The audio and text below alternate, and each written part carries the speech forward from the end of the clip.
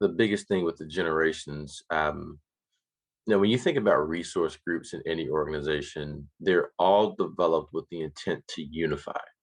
Um, and when you think about resource groups that may be gender or ethnic based, there is still a bit of a divide in terms of what experiences different groups may have had as they've come up in life and even what they face today.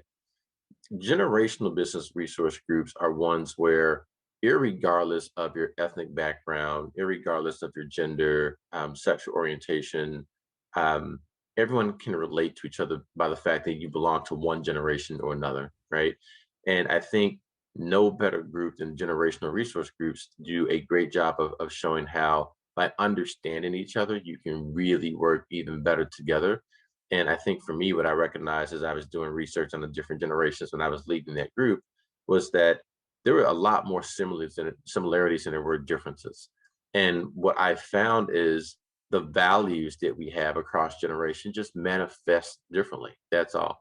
And if you can just understand what someone is trying to communicate as they talk about their values, both with body language, with word choice, with behaviors, then you can really start to bring people together. So, for example, I think baby boomers and millennials both really value the concept of family, but it just showed up different. Baby boomers believe that if you value your family, perhaps you should work really hard and come into the office and do a good job at work so you can have job security, bring home a paycheck, and take care of your family. Whereas if you're a millennial, millennials like, I absolutely value family, but in our case, I value my family so much, I'd actually like to see them. So is it okay if I got my work done a couple hours a week while I'm on the couch next to a significant other or some other member of my family, and I can do tactical email while watching TV, right?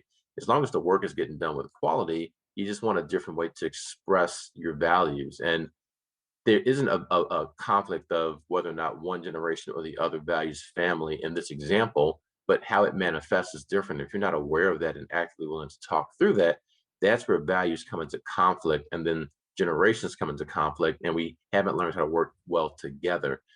Take that example and drop in any other value or drop in any other base for a resource group like ethnicity or gender. And really, what you're talking about is having people who are coming together from different walks of life, understanding how to partner better together, understand one another. And when that happens, I think you have a chance to have a better society, period.